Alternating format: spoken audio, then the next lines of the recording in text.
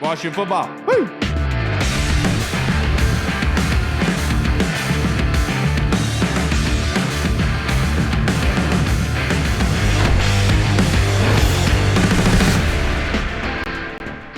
Hello, everybody, and welcome to the Burgundy Zone. I am your host, Kyle, and I am joined by my two co-hosts, Michael Hall and Michael Reed. We are also joined by super fan and super troll on Washington Twitter, Keith, KG Skins 26. Thank you for joining us tonight, sir.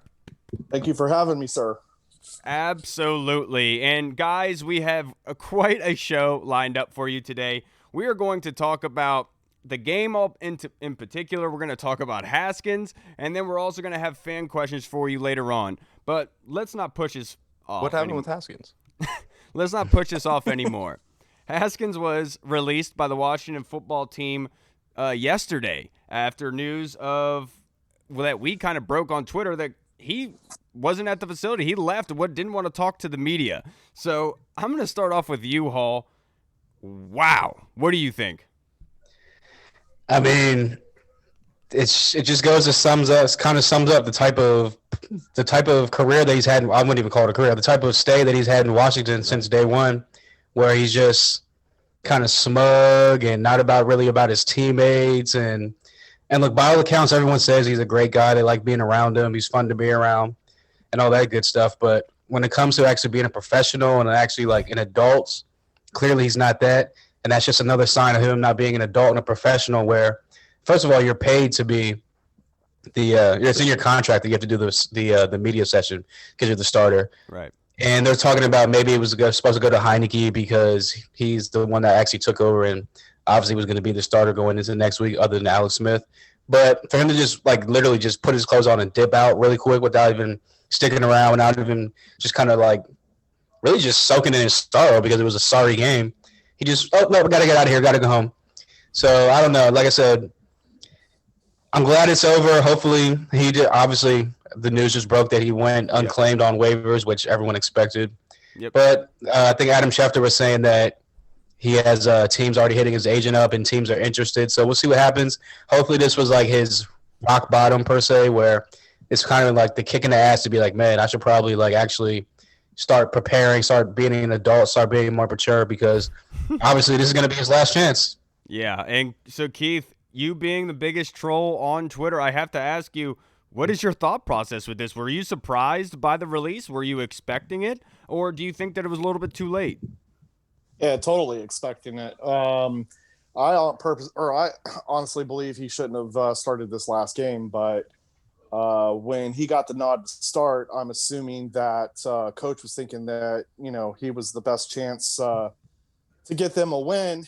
And we obviously know the result of that, but definitely expected it after this game. And I mean, it's kind of unusual because, typically guys don't get cut like this, but I think Ron was pretty much sticking to all right, you guys got what you wanted. This game, we didn't get the result we were looking for. Now we're going to do it my way. And this guy's got to go. And I think that's exactly what happened. He set a precedent to the rest of his players, saying some things are out of my control, but once the control's back in, my hands, I'm going to, do business, do what I need to do. And that's exactly what he did and sent him on his way.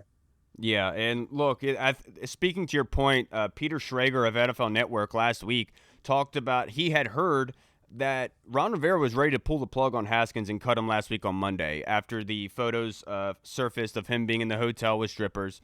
And he said that Doug Williams came and talked to him and said, look, you got to consider the other players in the locker room. You're kind of throwing the season away by releasing Haskins at this point. Let him kind of finish this off on Sunday. So to your point, I don't agree with Doug at that point because obviously by what we saw on Sunday, that wasn't the case. He actually made it worse.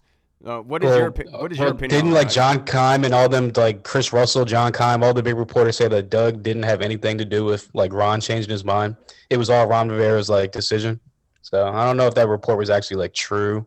I think I looked at it as, and I heard Shannon Sharp say this earlier. I looked at it as Ron Rivera was looking at it like, I owe the rest of these 52 guys in this locker room the opportunity to go to the playoffs, the chance to win this game and be like I said, win the NFC East, because obviously at that point, Tyler Heineke had got no reps with the first team, no first team reps during practice. So obviously Dwayne was the best shot. So that's why he threw him out there. Didn't cut him right after that. But, yeah. Yeah, I don't agree with it at all. But hey, it is what it is. We'll take Peter Schrager for his word. You know. What about you, Reed? What was your feeling with it? My God, what a dumpster fire that kid is, man. It's so sad. So after the game on Sunday, first of all, I think you all are right. He could have definitely been cut justifiably last week. But I do think Ron owed it to the guys, and if he gave them the best chance to win, which he thought he did because nobody knew what to expect from Heineke, like you said, Hall, then he should play him because some of these guys have worked their asses off, and all of them have, and they deserve a shot at the playoffs. And since Alex wasn't 100%, it had to be done. But then when I got that text message that was saying that somebody that I know walked by outside and that he saw Dwayne Haskins outside and Morgan Moses was in full gear. Morgan Moses was trying to talk to Dwayne, pump him up. He was hitting him in the chest, being like, you got to have heart. And Dwayne just wasn't making eye contact, just looking forward and just wasn't having any of it. And apparently you never see players in their full gear outside of the stadium. At that point, I was like, all right, that's the writing on the wall. And then once Lewis said that he canceled his interview, I was like, oh my God, it's all downhill from here, Dwayne. And then he came back for an interview from his house where he was wearing his own mask. And it was so weird. But I don't know, how many chances does this kid need, man? I mean, it sucks, but it is what it is. You just got to cut ties and move on. And Ron definitely made the right choice. Yeah, it wasn't as weird as him running onto the field and giving daps to Heineke with Chase That was Young. That was such a butthurt move. You could tell he was so upset, but he didn't want to show it. He wanted people to think that he was okay. So he's like, I'm going to run out on the field and tell him good luck, tell him to go get him. And I did that. But it's like, dude, that backfired. That came across so bad. That came across so beta. I know Keith wants to say something. Well, I was going to say, do we though? Do we know that that's really what he was thinking? I mean, when you looked at his body expressions on the sidelines, it just didn't seem like he cared. He didn't care. Yeah. I think he was trying to cover it up. He was trying to act like he ran out there and he was just like, all right, cool, fuck it. I did my part. Good, Go get him, Tiger. Yep. Yeah, and he ran out immediately after Chase Young. Now, look, I don't want to dive too much into Haskins. I don't want to pull the guy through the mud. I feel like that's well and good. He's done that to himself enough. But I do want to say one thing. I got a lot of crap from people. I got called a possible racist and all this because I had a serious issue when he went to the bench his first year and rookie year and was clapping at the O-line saying, what can I do to help you? What can I do to help you? Well, Dwayne, how would you have liked that done to you on Sunday?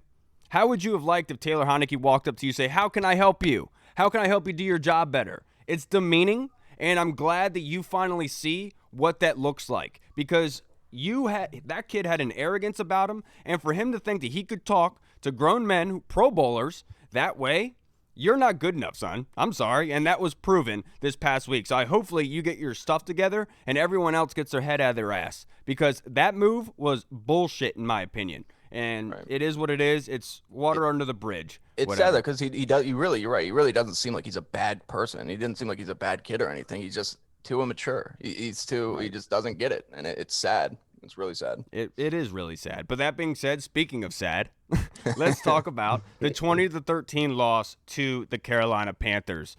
Now, one of the things I wanted to really dive into, what was the key to the loss? And so, Keith, I'll go with you. What was the one key to the loss that really broke the back of the team's possibilities of winning that game? Dwayne Haskins. Pretty much. I mean, his poor play. He was terrible all game. I mean, all game. Terrible. I mean, that's all I got for you on that. It's really all you got to say. I as much as I want to blame it on the referees, it should never come down to the referees. No. But I will say it was the turnovers. And I know that everyone's going to say, well, the second Dwayne turnover it was at 7 seconds left in the half, blah, blah, blah. The guy threw it in a triple coverage. Okay. And did you see the throw right before that would have given them the ball in their territory so they could have kicked a field goal or something before the half? That was just dropped, luckily. But it's come on, Dwayne. Yeah, look, but it was the turnovers in the game. And then Steven Sims, My goodness, dude. Muffing that punt inside the 10, that was my key to the loss. I thought that was the domino. It opened up the floodgates to it going out of control like it usually does in those games where they just can't seem to get out of their own way. So what about you, Hall? What was your key to the loss?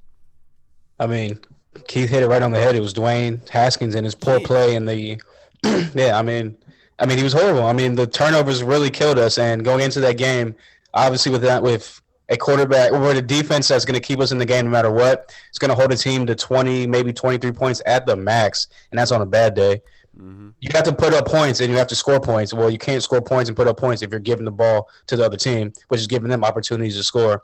Luckily, Chase Young is that dude who's getting turnovers and fumbles, forced fumbles for us, and defense is making stops. But again, at the end of the day, Dwayne and those 3 and 3.5 quarters pretty much basically of play was horrendous. And to me, that was the reason why we lost. Yes, the referees made a bad fumble call. That should have been a fumble, and it should have been ran back. That would have been points right there. But at the end of the day, you can't blame the refs because not one play in the middle of a game is going to swing a whole game that way. Yeah, you don't let the refs control the game. Right. Exactly. Yeah. Exactly. They had multiple chances in this game. Logan Thomas had a big catch possibility down the field late in that game, and he dropped it. Cam Sims as well. There were plays. Horrible drop. There were plays that were left on the field, and I know that we all want to get on Haskins, but look, there was multiple things there, in my opinion, that you really can't dive too deep into. But I know that it was a loss. But in my opinion, they had 3 turnovers. They had 2 touchdowns called back, and they had a quarterback change, and they still had a chance to tie the game late. In my opinion, that's something to really hang your hat on. I know that it's a loss. You're not supposed to, but the fact is they fought their way back into that game. That game should have been rolled out of control, but they didn't give up any points in the second half. I know that they bled the clock early on, but they, again, showed the will to get it done late. So I as much as I want to sit here and go on the team and say it was such a putrid performance in the first half, I'm again intrigued by the second half and how well they play because they consistently continue to do this. But let's get your game beers. Hold on. Dad didn't get to go. Oh, I thought you did. Nah, Kyle, it's cool. Trying to skip over me. Don't do that, dude. I'm excited about game beers. No, I know, so am I. No, but just real fast, all you guys are right. Kyle, you're right. Steven Sims muffing that punt was the first domino that kind of set things up, and Dwayne Haskins was definitely terrible, and I think I predominantly blame him. But at the same time, every game that this team has lost, the offense has almost started out like this, where it's the first half is just so embarrassing. They're always down by a good amount, and then they end up storming back in the second half. They just, at this point, it almost feels like this is just who they are. Like, it's not like it's like, okay, eventually this offense is going to click. Like, it's the end of the year. Maybe right now, this is just who they are. They're just a team that when they see certain coverages and stuff, it's frustrating. But, yeah, they got to start out better, man. They can't keep coming in there that slow. It's embarrassing. Yeah. And look, it was. But and one question before we get on to the game beers, excited as I am about that, I'm surprised that nobody brought up about Ron Rivera keeping Haskins in the game as long as he did. Right. So, Reed, let me keep it with you. How much blame does Ron Rivera deserve for not pulling the plug sooner? I think as fans, obviously, hindsight 2020, you want to say, yeah, he should have been pulled at halftime 100%. But I also feel like if he would have pulled him at halftime, there would have been this huge crowd that would have been like, he pulled him too early. You know, we're a second half team. We always play well in the third and fourth quarter. And now you just ruined his career and didn't give him a chance. The Haskins people that are always riding his side. But yeah, I mean, Ron's got to take a little bit of blame for that. But at the same time, I don't know, man. I don't know. It's too little too late. But would Heineke have been able to do what he did for 2 quarters? I don't know. I don't know about that. But yeah, it was hindsight 2020. It was 100% too late. Yeah. And look, I don't think that he deserves much blame, to be perfectly honest with you, because he kind of explained it in his presser where he said, you know, last week against Seattle, they had a putrid start. And then in that second half, Dwayne actually came back and did well. So they were kind of giving him that benefit. And what really made it, and what really made it worse was the fact that Carolina opened up that second half with an 8-minute drive, really liquidating the clock in the third quarter. And at that point, it becomes a clock game. You're not even playing Carolina anymore. You're playing the clock, and that's why they knew they needed points. What about you, Keith? Do you think that Rivera deserves any blame for this? I don't think so. I think at the end of the day, he was in a situation where he had a quarterback who, you know, a backup quarterback who probably wasn't fully prepared for this game to begin with. I mean, a lot of people are gassing up Heineke right now, you know, because of the stats that he did put up while he was in the game. But, you know, take a look at that situation. I mean, really, what did Heineke have to lose? put the ball in the air, make big plays, and hope it works out. The guy gets a score. He had nothing to lose. So when you take a look into that situation, it looks like we, Ron should have pulled him, but you just don't know if he would have played well like that consistently, right. And so at the end of the day, you have to look at preparation. Who was more prepared? And I can't believe I'm putting preparation in the same sentence with Haskins, because it seems like he's, wasn't prepared. But if that was our best shot, I think you ride him to the end until you're like, okay, enough is enough. We got to put this other guy in and see what he can do. And he did provide a spark. It just wasn't enough to get the win. Yeah, and I have to agree with you. What about you, Hall? Do you agree with Keith that Rivera doesn't deserve any criticism or blame for it? Yeah, I mean, I would put it at maybe like at the max, like 5%, because like you said, Kyle, he came out in the Seattle game in the second half 2 weeks ago and played decent enough to get us back in the game and almost win us the game. And at the end of the day, like Rivera said in his presser, he just mentioned what we talked about, where the second half he came out against Seattle, had a little spark, was in rhythm, and everyone said from the get-go that even going back to college, Dwayne's a rhythm passer. Once he gets like a jump shooter, once you hit a couple jump shots, you're like, oh, I'm feeling good today. Next thing you know, you're looking like Steph Curry on the court. So he was maybe hoping that, like, oh, maybe he'll come out because Dwayne plays better when he's mad.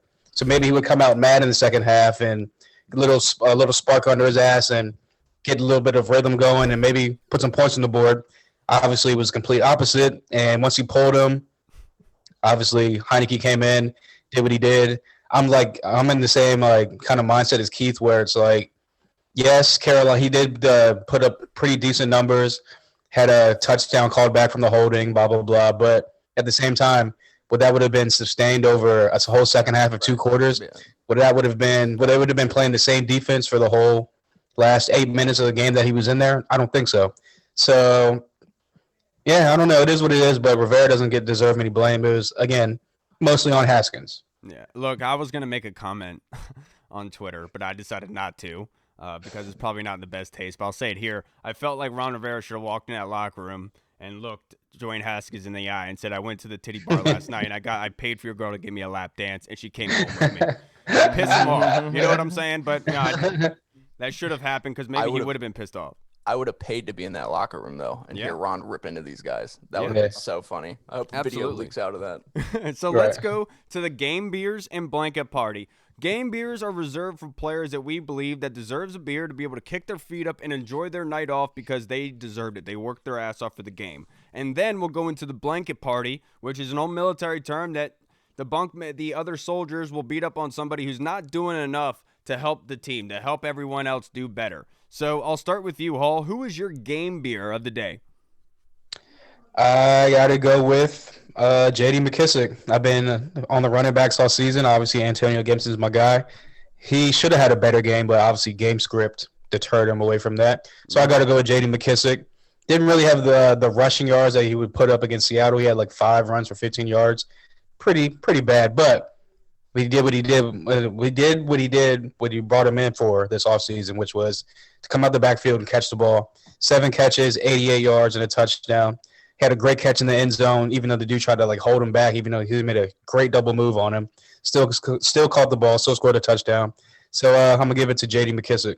And that's a good one. J.D. McKissick balled out on Sunday. Through the air, he was just disgusting. And that one catch in the end zone, tumbling down, that was a very, very nice job. What about you, Keith? Who is somebody you believe that deserves to have a game beer, if you do, to be able to kick their feet up and enjoy it because they did well? I mean, I could go with the obvious choice of Chase Young, just for how he acts during the sidelines, just being a good teammate, especially to the offense. You don't see that, man. You don't see these defensive guys really speaking up to, these offensive guys and, getting them hyped up. So that's the easy choice. I'll be honest with you, though. Like, if we're talking just that game, I ain't giving nothing to anyone. We lost. You don't get it. Sorry. We needed that win for a division title. We didn't get it. So I don't give participation trophies, is the way that I see it. I mean, I get the point of why you're asking, but not me. But if you forced me, if you put a gun to my head and you're like, no, bitch, you need to do this, I would tell you Chase Young. Yeah, and I'd have to agree with you because there isn't that many on the list. But one I will say is Antonio Gibson. I believe that he does deserve a game beer for this game. I'm sorry, Reed. Because he really balled out, averaged over 5 yards a carry in the time that he was able to run the football. So I feel like he came back. He looked like he didn't miss a step. I know Mitch Tischler put out like a video pregame of him warming up and said that he was gingerly and looked like he was limping. In the game, I didn't see anything. He looked great. I feel like he does. Look, I just feel like he deserves it in my personal opinion. He looked really, really good. Reed, now you have to change it up. Oh yeah, I'll switch it up. But you guys, obviously, there's two. Chase Young was the obvious one, at his first ever 90 PFF grade, which was fantastic. He was a huge spark. I was gonna go with Antonio Gibson because it wasn't his fault he got phased out, and he looked the best that he's looked all year. He started out fantastic, and it sucks that we fell behind, so we couldn't keep running that hot hand. But I'm gonna go. I'll go with another easy-ish one. I'm gonna go with the boy Heineke, Taylor Heineke. He just, he comes in there. He hasn't played down a football, any meaningful football in a very long time in the NFL. He comes in there and he was signed to be the quarantine quarterback, and he comes in there in the game and lights it up. He plays well regardless. I know that he was seeing a lot of coverages where he could make these throws, but he did a very good job. I think he did fantastic, and obviously he almost brought us back. He brought us back within reach. We almost had a chance there. So I'm just going to go with Taylor Heineke because all my other ones were taken. And yes, I know that wouldn't have been sustained the entire game or the entire half for that matter, but who else are you going to go with right now? Nobody else played well. Yeah, look, I'm going to have oh, sorry, Keith, go. No, I was going to say, let me piggyback off that because right before I came on the show, I was watching a video and they had Chase Young mic'd up, and we all know that Chase ran out onto the field, had a few words with him. But I was impressed with the response back. He said, it's what I do. Yeah. And to me, I was like, wow, first of all, this guy, he's been around, even though he was signed up, as a quarantine quarterback. But, you got this young guy coming in talking about, hey, I believe in you, type of situation. And he's just like, it's what I do. Yeah. You. It's what I do. Yeah. that was so much swagger.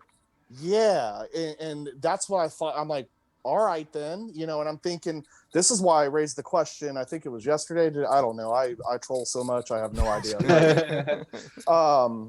This is why I raised the question. Like, so what if he gets an opportunity? Let's say we do hit the play, or let's say we come in this game, and he ends up playing because for some reason Alex can't go. It's just a theory, hypothetical, and he plays well. Now, do we have something to talk about with this guy? Because now we're starting to hear him on video. We're seeing him play, and I'm not saying he's going to sustain that ability throughout the entire game, but do we have something to talk about? Why is it we're always in trouble like this, where we have these guys that'll come in and they'll show flashes, and then we think we got our next guy? Mm-hmm. It's true. Yeah. Before we head on to the blanket party, one honorable mention for somebody that deserves a game beer, Ron Rivera, for having a set of cojones and doing what needed to be done. I know that a lot of people are not going to – they're going to look at the situation, kind of say it's weird in the second year, maybe kind of early. But, that takes a lot of balls to be able to pull that trigger and a lot of confidence in him. Deserve the game beer, Ron. Please go kick your feet up. All right, enjoy beaten 2 types of cancer in one season. Good Lord. That's just messed up. All right, now, that's a good Reed, let's stick it with you. Let's do our blanket party. So somebody that deserves to be beat with a pillow full of soap in the soap bars in the middle of the night, who deserves to pick their stuff up? I'm just gonna get it off the table just so you guys can. I want to hear what you guys say. Dwayne Haskins, obviously, we all know that. All right, guys, go ahead. Right. Oh, that was it. That's it. I mean, what more do you need to be say? What more do you need to say? Man, we watched him, and then we heard how big of a beta male he was after the game. It's terrible. That's been talked about on major news networks all day. It is what it is. It sucks. Now, who's getting your blanket party, Hall? Again, another obvious one. Started the downfall of the team early on. It's done it all season, really. Going even back to last season, he's had iffy hands. This is why he was undrafted. His hands were a huge question. Steven Sims, please, please, please, please, please, for the sake of God, put someone else back there. I don't even care if you put him back there and he calls a fair catch. All he has to do is stand there and catch the ball. Who tries to run without even having the ball in your hands? That just goes to show you he's looking at the defender coming at him. He doesn't want to get crushed. Come on, if you think you're going to get crushed, why'd you call it fair catch in the first place? Exactly. Right. That's why you get the blanket party. Yeah. What about you, Keith? Who's getting your blanket party? And you stole mine. That was gonna be it. But that was also, another. Well, he gets a double blanket party because he deserves it. Yeah, exactly. You know what? Just to throw a name out there, Morgan Moses.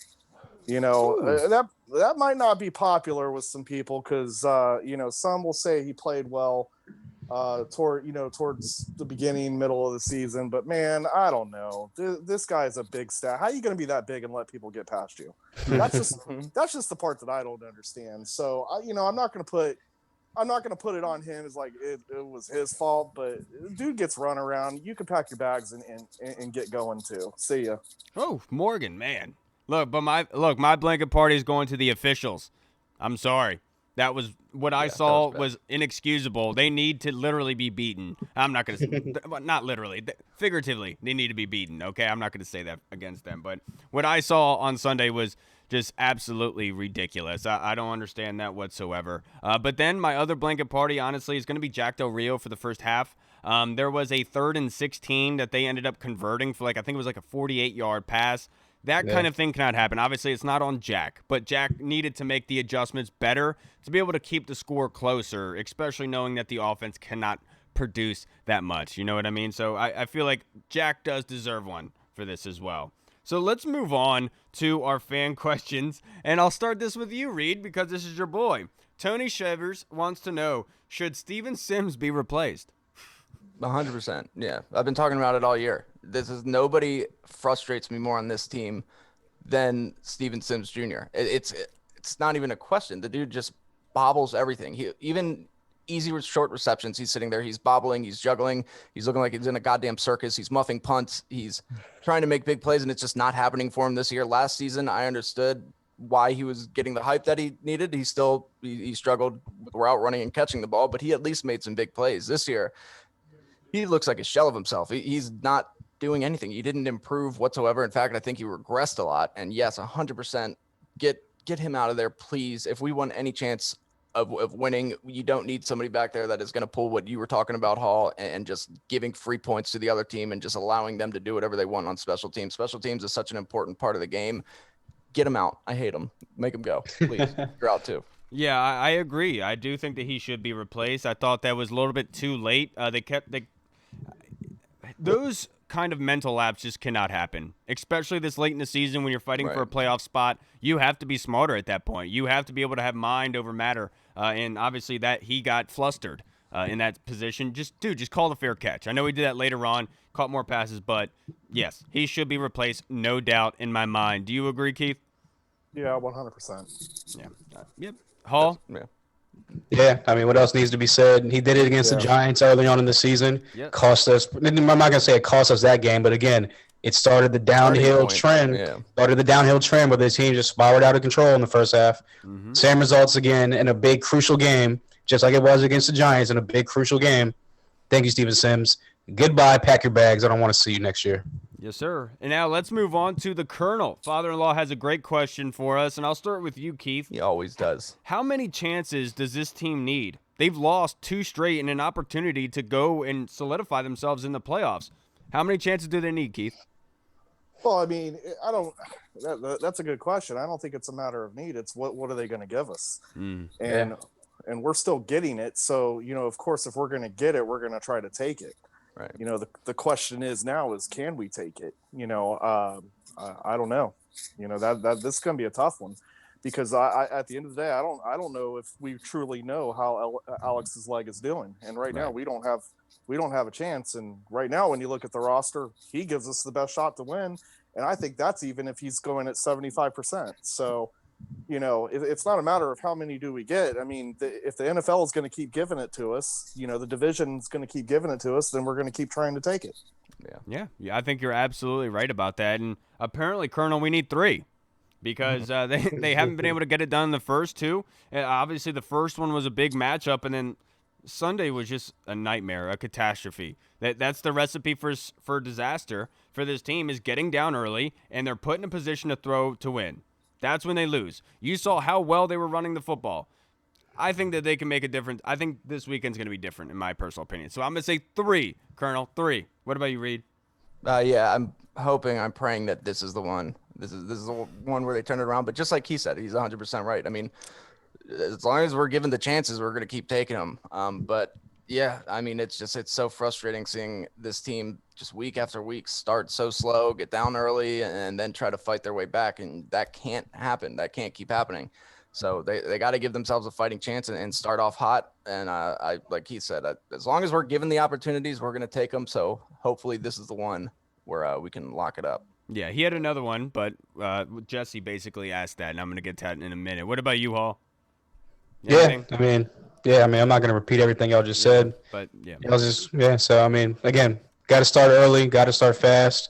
Yep. Can't go down again. And honestly, if Alex Smith doesn't play, I give us a minimal shot to win. No disrespect to Tyler Heineke. It's just, obviously, he is Taylor, yeah. What did I say? Tyler? Yeah, Taylor. So I don't even know his name. That's Taylor awesome. Heineke. Yeah, so, I mean, I said it on Twitter during the game. It's literally Alex Smith or see you in 2021 at this point. Ooh, that's a hard take. Thank you very much. What are you saying, Keith? And I was going to say, don't worry about the name mess up. I called him Tyler earlier today, and my mentions blew up. Right. And I was just like, listen, we can call him Tyrone, Tyler, Taylor. It don't matter. Right, exactly. The guy's 13 days from Craigslist. I mean, What a great line. 13 days from Craigslist. Fantastic. Now, Brad Orme over in I the would watch a movie called 13 Days. That sounds like a movie. Yeah, it does. It Now, does. let's go to Brad Orme, who actually has a couple really, really good questions. And I'm going to start it with you, Reed. Does a loss on Sunday make this a bad season? No, not in my opinion. It doesn't make it a disappointing season, yes, but nobody really outside of, some fans that a lot of people looked at as being unreasonable gave Washington a fighting chance this season. The fact that they're in the driver's seat and they control their own destiny is pretty incredible to me, especially in the first year of the Ron Rivera era. But, yeah, it's just I don't think it's a disappointment. It's disappointing things that happened this year for sure with Dwayne Haskins and all that, but it's not. No, I think if anything, it's a good thing, man. It's a starting block, and year one, that's incredible. I know the NFC East is a dumpster fire, but it's a good thing, I think. In this position. Yeah, and I want to hear your thoughts on this, Keith. I know you probably got a good one. well, on Twitter, I would say differently, but just to fire up the fan base. But, no, I actually see this as a good thing, because obviously the ultimate goal is to reach the Super Bowl. As fans, if you're looking at this literally, chances are we're not reaching that goal. So if these guys are able to get into the playoffs, I mean, listen, these guys deserve it. For one, let's forget about the division being a dumpster fire. These guys have proven all season that, in the second half, when all else fails and you think that, we should be giving up on this game, and they don't. These guys are continuously fighting. That's something that we haven't, as fans, have seen in several years.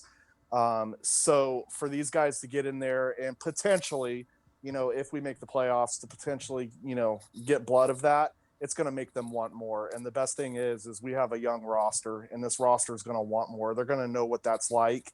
They're going to get that feeling. And I think that as long as we continue to add the right pieces that we're currently missing, we're going to get there sooner than later, for sure. Absolutely. And to piggyback off that, I think you're absolutely right. I don't think that this is a bad season if they lose this Sunday, because I've always viewed this as a building block for the future. And these types of games, these types of like this season in particular, the fact that they were 2-7, they've had 4 different quarterbacks playing for them at some point. They have come back and achieved through adversity. And so at this point, they're playing with house money. I mean, there were people that were still saying that they were literally a bottom 5 team. And I know that the division sucks, but they are way better than a bottom 5 team. And we have said that from the jump. So I think they're playing with house money at this point. I do not think it is a lost season. I think this type of season is something that can build into something great, in my personal opinion. The kind of camaraderie that's being built, the confidence between teammates and one another, I totally believe that this could be something to build and catapult them to some sort of success. What about you, Hall? Yeah, I'm pretty much in the same mindset of Reed, where it's not going to be a bad season at all. It's just be a disappointment because we've had obviously, coming into this Sunday night game. 3 chances to pretty much tie everything up. Yep. And even the Seahawks game, like everyone kind of chalked it up as a loss anyway. We still had a chance to win that game in the last drive of the game. So I would go as far as not a bad season. It's just a disappointment to the season. In my opinion, they're right on schedule because I said just based off this coaching staff getting added to this roster, this was a 6-win team. They were going to double their wins. Yeah. So in my opinion, they're right on schedule. This was a rebuild going into the season. Everyone knew that. This was a draft young guys, see what you got as a young roster, which they've done that. They've developed great young players, and a lot of young players that they didn't think were going to contribute have emerged. So in my opinion, this is actually a great season, and this is a cherry on top if we can win the division. Right. It was almost a tryout year. Is how it was viewed around the NFL. Is that Ron Rivera was just seeing who he had. This year was kind of going to be a lost year, and then the next season was going to be when you're going to see it start to build. But they got pieces in place right now. They got a lot of good things going for them, and they should be very excited.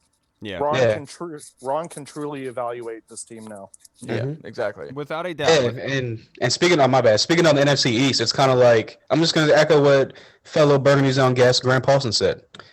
Why are we going to apologize for winning the division? It's not our fault the rest of the division was bad. Right. We're just playing the games and beating the teams in front of us. It's not our fault that the other teams are losing the games as well. We're just doing what we got to do and going about our business. Happens almost every year when there's a bad division. You think the Seahawks were apologizing when they went into the wild card game against the Saints and they ended up beating them with the Beast Quake by Marshawn Lynch? No, they were cheering, going crazy because that was a catapult building thing into the eventual Super Bowl champions. I'm just saying, what about us? That could be us next. What about us, Hall? What about us? Now, Brad's next question, you're going to have to put your genie hat on. We're going to have to look into the future here. Who is going to be the starting QB next fall, and is the backup quarterback on the roster, Reed? I mean, I don't know who this – I feel like we almost answer a question similar to this almost every week, and it's a good question but I don't know who the starting quarterback is going to be next year. Is the backup quarterback on the roster? I think so. I think Kyle Allen or Taylor Heineke or somebody will really. See, he called him Tyler. Yeah. Tyler, Taylor, same person. Change his name, to be honest with you. His parents made the wrong choice. But I don't know. It's tough to see. I mean, will it be Alex Smith? Is it going to be Kyle Trask? They're not really going to be in a position to grab any of the top line quarterbacks in the draft, or are they going to go and try to get a veteran? You know, I know Stafford will be tough because of all the money that he has in his contract. So I don't know. I can't play genie right now. It's too hard. After the Sunday, I'll have a better view when they cement their status in the draft.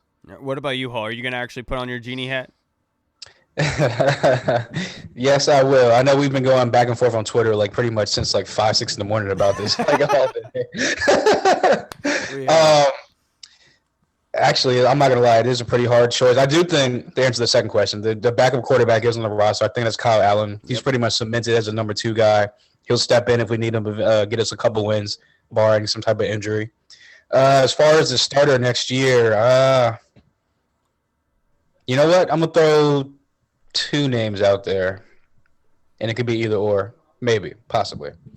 I think we maybe make a trade, even though they might have to give up more than what we want to. Make a trade for Sam Darnold, but that's kind of like on the back burner. I don't think they're going to do that because Ron likes his draft picks. Mm-hmm. I do think they might make a run at Ryan Fitzpatrick, only because, and I said this again on Twitter during the game, if people want to bring back Alex Smith, what will be the point? Ryan Smith's been in this league a long time. You see these kind of mentoring Tua doing his thing, and you kind of get that mentorship in a Ryan Fitzpatrick type of guy where you can mentor the young guy, because we're probably going to draft a young guy eventually at some point in the draft. Mm-hmm.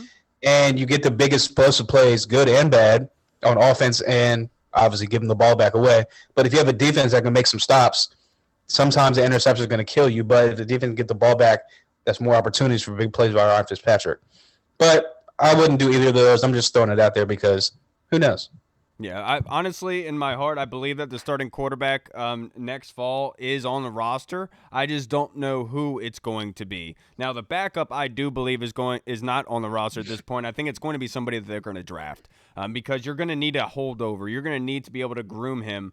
You know, one of the issues a lot of teams have nowadays, they draft these quarterbacks and they throw them right in. And sometimes it's not the best case scenario. And especially when you have quarterbacks like Trey Lance in this draft class, they're going to need time to develop. So I'd rather have them draft somebody in the mid-late rounds, let them progress in the backup role, and then have one of the quarterbacks here just carry the load in the meantime. What about you, Keith? Yeah, if Alex stays in, I think he stays as our starting quarterback next year. As crazy as I feel about that, but again, you're not in a position to pick up a top tier, QB in the draft, so you have to pick up that bridge, that gap, that QB to hold you over until you can figure out what you want to do. I mean, you got to get that rookie in that rookie contract. I mean, we got a lot of other guys that are going to get paid. So I can't really see them going out and getting these top tier guys, in free agency. I mean, a lot of people are tossing around Dak. He's too expensive. You guys are crazy. Yeah. Way too expensive. I mean, he wants 40 from Dallas. You think we got that kind of money? We do, but not for him. Right. So, there's, other guys, people throwing around, Stafford. It doesn't make sense. Why?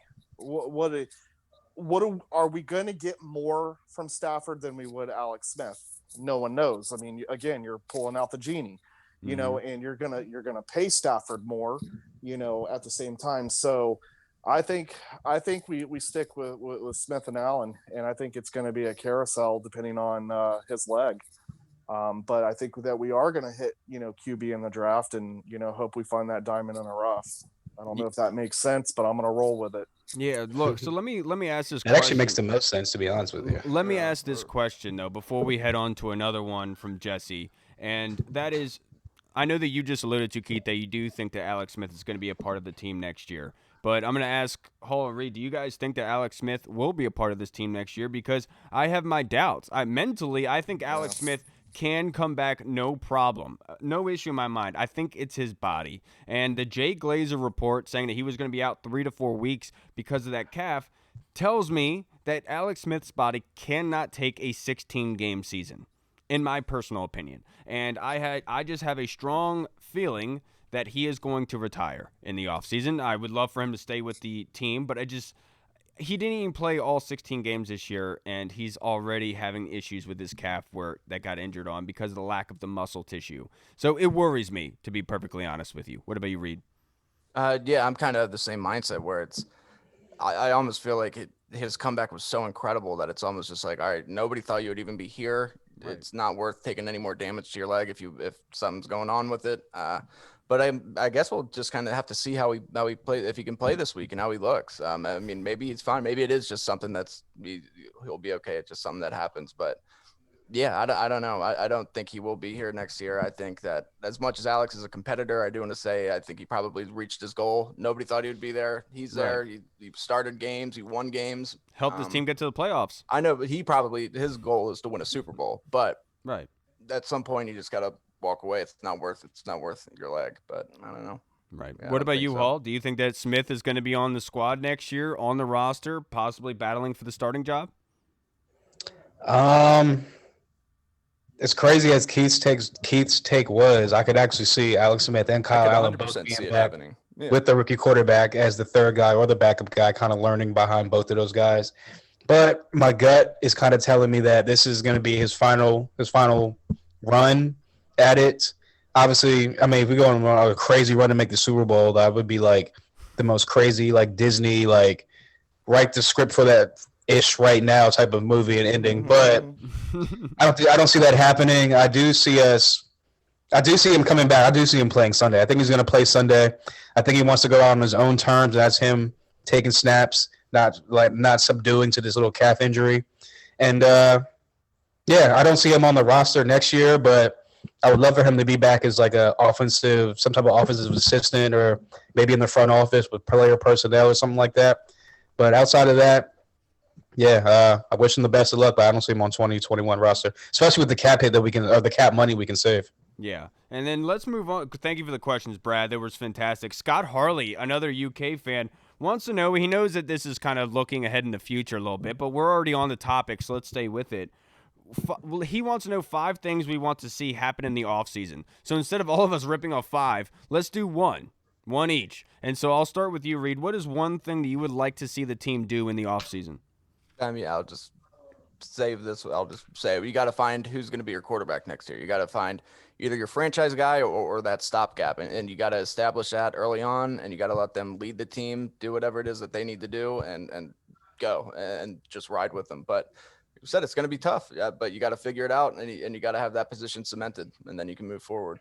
Yeah, my one thing is going to be to extend Terry McLaurin. Now, I'm tired of waiting. Do it now. I know you have another year, but dude, the dude needs to be locked up, to be perfectly honest with you. He needs to be here long term. I want that guy to retire. A Washington football player. He's earned that right, and he is that good. I'm confident in that. What about you, Keith? What is one thing that you need to see in the offseason from the Washington football team? Upgrade those linebackers. Add to that defense. Yep. At the end of the day, defense wins championships. Yep. I mean, that's why I'm not really hard pressed on, let's go get our elite quarterback. Let's trade the whole farm, like we did for my boy RG3, which y'all need to leave him alone now because Haskins is the villain now. Right. Leave my guy alone. Let him be on Baltimore and be happy as a backup. But anyways, let's add to this defense. I mean, the national media has already picked up. Now when they talk about the Washington football team, the defense, that front is what they're mentioning. And we haven't heard that in years, so let's add to this defense and let's, do better next year. What about you, Hall? Give us one. I would like to see them go after one of these 3 wide receiver free agents. I've been banging the drum since I don't even remember what week it was. It was way early in the season. And you just saw the display of on Sunday, Curtis Samuels, Allen Robinson, or Marvin Jones. There's going to be 3 guys that are going to be on the market next year. And I think that it would be a great number 2 pairing to go to opposite wide receiver, Terry McLaurin. And that would make our offense way more explosive. You don't want no matter who the quarterback is. You don't want the TikTok star Juju? No, even before the whole TikTok thing and like that, I said it in the group chat. I was like, he had one good year opposite AB. He's been meh ever since. Like, no, I'm good on Juju. You know who's interesting out there, but he'll ask for too much money is Corey Davis. He'll probably be out there. I was gonna put him on the list, but exactly the year he's having this year, he's gonna get probably like mid to top tier money, and I'm good. Yeah. Keith was about to say something, I believe. No, you guys are good. Okay. The 5th and final one, though? Is that what we're on right now? Sure. If you want to take it. Okay. Yeah. I think that this is something that kind of gets overlooked, but it's going to be pretty important. Is you got to figure out who's going to be backing up Montez Sweat and Chase Young, those edge rushers. Because if you're not bringing back Ryan Kerrigan, if you're not bringing back Ryan Anderson, you need to have somebody that's going to help spell these guys because they don't play every snap. I mean, obviously, you look at the percentages of snaps that they take each game. You're going to want to continue this D line so they can continue to trend upwards. That doesn't mean spend a 1st-round pick, 2nd-round pick, or anything like that on somebody, but you're going to want to find somebody out there, a good veteran or a young cat that can come in there and really help spell these guys.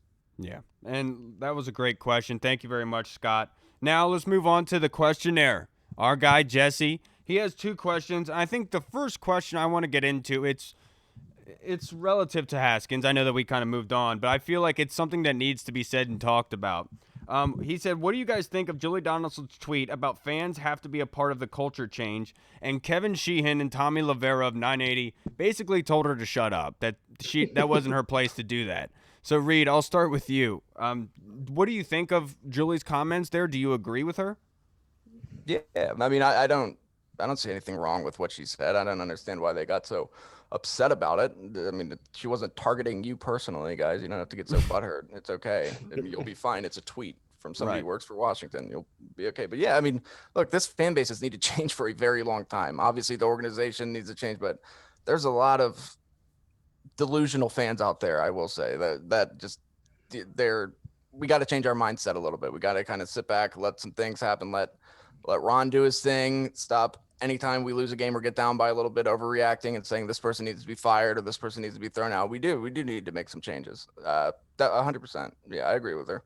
Yeah, look, I'm not the one issue I have with this is because Julie is essentially telling fans to shut up about talking about Haskins, but then, having an issue with being told to shut up by Kevin Sheehan and Tommy Lavero. You know what I mean? And that's the kind of conundrum that this is because it's one and the same. But look, she's absolutely right. let's just leave this in the past. There's no reason to kick the guy while he's down. I know a lot of the fan base kind of has this animosity towards Dwayne for one or two reasons. Either they got called racist at one point, or because they know it's Dan Snyder's pick, and that's why they hated Haskins. And so this is kind of, retribution for all of those Twitter fights that happened over the past 2 years about Haskins and how good he really was. So this is their moment to be able to do that.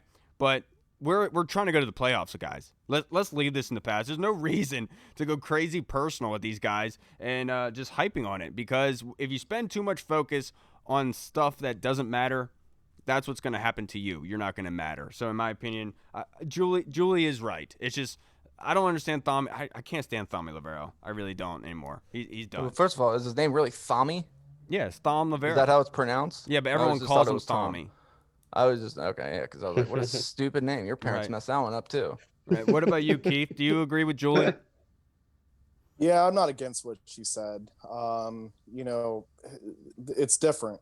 For the I mean, I'm just gonna throw this number 10 years. There's been no fan interaction. Right now you have Julianne who's getting the crowd back in it. Listen.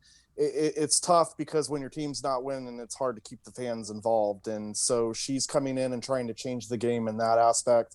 I can't hate her for it.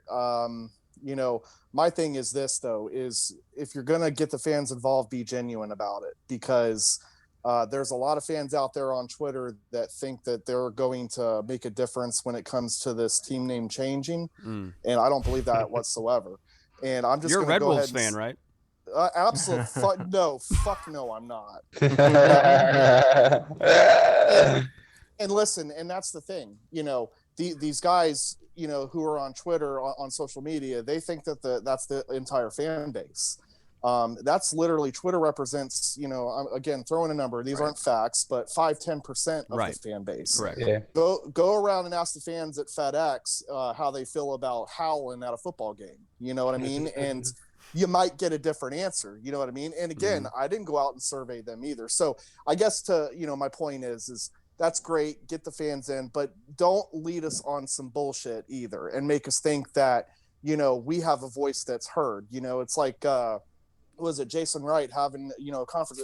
He had a conference call with you guys, right? Yeah. Were you guys on that? Yeah. Mm-hmm. You know what I mean? Like, that's appreciated, right. And I appreciated that, that's the first time that something like that has happened in, years, where they want to hear voices, but let's also hear the opposition voices too. Correct. To where, I'm not, I wouldn't come in and listen, I knew I took this question and turned it 360. No, I love it.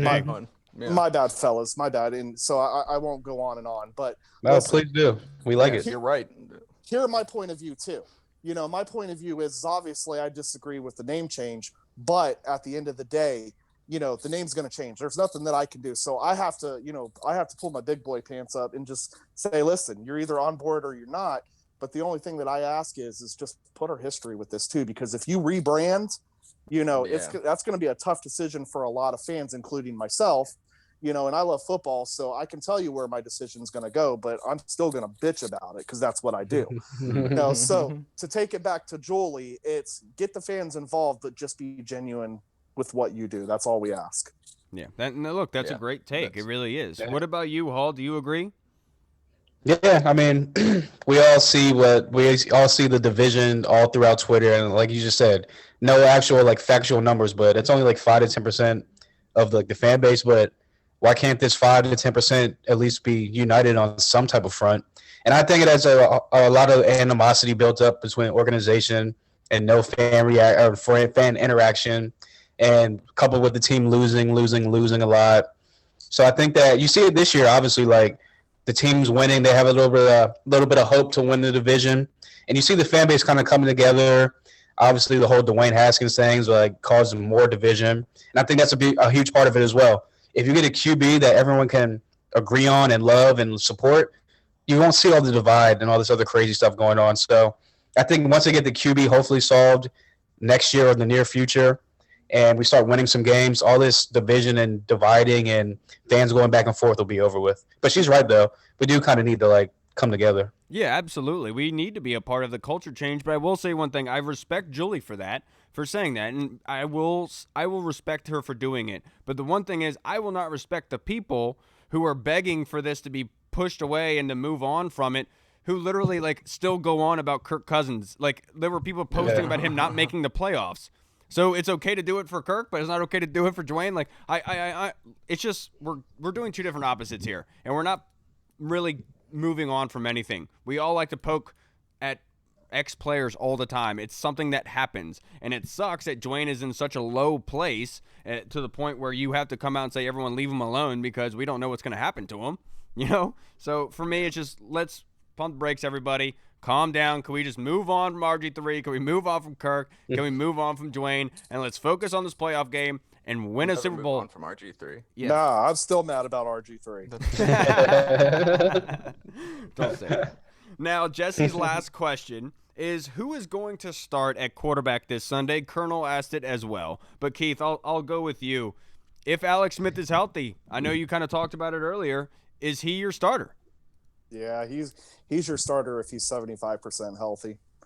I think just with his, veteran leadership and, as long as his calf is feeling all right, I think he's going to go in there and give it a try. And, that's worst case scenario. And if he can't, then the other guy comes in, it's next man up. And, you just deal with what the cards gave you. That's all you can do. Yeah, absolutely. And I agree with you. It should be Alex Smith starting. And we saw last weekend that Taylor Heineke can come off the bench. I almost called him Tyler. That's his name now. Is that Taylor can come off the bench and do well. So you always have that chip in your back pocket. So I would like Alex to start the game, and if that discomfort is still there throughout the game and he can't really be accurate with the football, then yeah, pull the plug for Taylor Heineke just because he's not going to be able to get it done. So I would love to go down that route. What about you, Reed? I think Alex Smith starts. I don't think that there's really much of a chance that Alex Smith misses this game, unless, of course, he hasn't progressed at all from this past week, in which case I think then he's going to be disappointed, but he's going to be trying to play in this game. And Keith's 100% right. He gives us our best chance to win every week, and him even at 75%, I think is better than anything that we've had starting since he's went out. So and if Smith can't go, I feel okay with Heineke back there, but I think Alex Smith's going this week. Yeah, the one thing about Smith, game's too important. The guy just pisses wins. For some reason, it's just the way that he plays the game. He's conservative, doesn't turn over the football, and he just somehow wins games. So yeah, Alex Smith is the guy to go. What about you, Hall? Yeah, no, like I said earlier, I think that Alex Smith wants to go out on his own terms, and I think that he gets this. He's going to start this Sunday. The only little smidge of kind of cautiousness I have is, I know last week they said they were pretty much like 85 to 90% sure he was going to come in. He was going to start this game on Sunday. Yeah, Friday he looked really good. Yeah. Yeah, and then he woke up Sunday and was kind of like, I don't know, it's kind of sore. I might be iffy, and he didn't go. So with that being said, if I had to put a percentage on, I'm going to go 90% sure that Alex Smith is going to get the start, and that 10% being that maybe, hopefully, I'm praying to God, he doesn't wake up Sunday and feel sore again. Real fast, how pissed off do you think Dwayne is that Alex didn't go this past Sunday and now he's out of a job?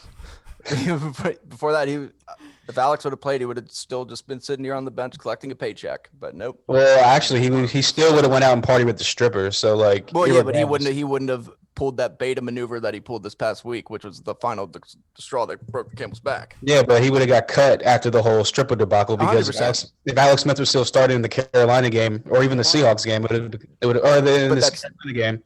That's not 100% true, because I'm saying if Alex would have just been like out of nowhere, okay, yep, I'm going. Sunday he wakes up, all right, I'm good to go. Oh, okay, yeah, I got you. Yeah, you know what I'm saying? Yeah. Now you get it. Yeah, right. And look, that's a great point. And one thing I wanted to say, I saw Drab T-shirt tweeted this out earlier, and it was hilarious. And that Dwayne stripper picture with all the wearing the sevens, wearing the T-shirt, the jerseys or whatever. Yeah. Did it tarnish Joe Theismann's legacy? No, if anything, that'll make us remember Joe Theismann more. We'll be like, remember the good number 7? Yeah, that's true. Remember, and then 106 put out today that Joe Theismann said that he reached out to Dwayne multiple times this year and never got a call back. Yeah. Wow. Yeah, I was listening to that interview. He was on there with Grant Paulson. He said he hasn't talked to him since pretty much probably mid-season, towards mid-season, end of last year. God. He said he reached out, and then he just kind of figured Dwayne's going to do his own thing and do him. So I'll just leave him alone. I'm not gonna like try to bug him. I'm not like a fangirl. So bye. Right. Absolutely. All right, The everybody. disrespect. But hey, real quick. What do you guys want the uniforms to be this weekend? Keith? I don't care. You guys crack me up with the uniforms. Like, put them all whites. Everyone Yes. likes all whites. Let's do it. Yeah, white on white. You have White to. on white, It's dude. not The even a Sean question. Taylor leaping Yeah. into the touchdown, the white on white. Let's bring it back. Look, I have a good feeling, man. History repeats itself. They do well against Philly in Week 17. I feel good, man. Let's do the white on whites. I'm about it. Yeah, I wouldn't be mad at the white on white. But if they just randomly came out with like some crazy, just like thought of this week black jerseys, that'd be like kind of like tight too. They need to bring back those mustard yellows, though. I don't care what any of y'all say.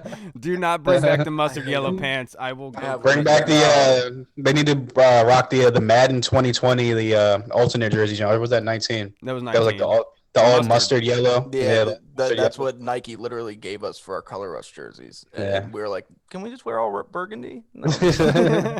And they agreed to it. All right, This got everybody. bought for me, BT Dubs. All right, everybody. Thank you so much for your fan questions. Jesse, Tony, Brad, Scott, and Colonel, thank you so much. And then thank you so much, Keith. I really do appreciate Thank you you, taking Keith. the time out. Yes, sir. You got a busy day trolling Washington Twitter, and for you to be able to take an hour out of your day to be able to talk to us, it means a lot. I really do appreciate it, sir. No, I actually appreciate you guys having me on. I enjoy doing this stuff. I just don't have the time and dedication, so I'm glad you guys do to keep this going. And thanks again for having me and letting me steal some of your time and shine. Oh, yeah. Dude, you shined very, very much. I Yeah, will say you that. outshined us. All right, everybody. I'm Kyle. Hall.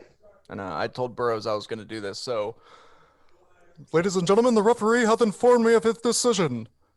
And introducing the new DC Tweet Team Fantasy Football Champion, Mike Reed. What And is then the that? music plays. It's Howard Finkel. Fink. Oh my goodness. Old school WWE ring announcer. Yeah, no. Sorry, didn't mean to That give was your ass cricket. an L. All right, I'll everybody. be trolling him. Thank you so much for tuning in tonight. Check us out on Thursday. We will be featured with Burgundy Breakdown coming out of hibernation, be able to talk football with us, and that will be a great time to say the least. All right, everybody. Remember, go like and share us on Facebook, iTunes, Twitter, Instagram, Google Pod, Spotify. We are everywhere. Thank you so much, everybody. We'll see you Thursday. Washington football. Woo! Washington football. Woo!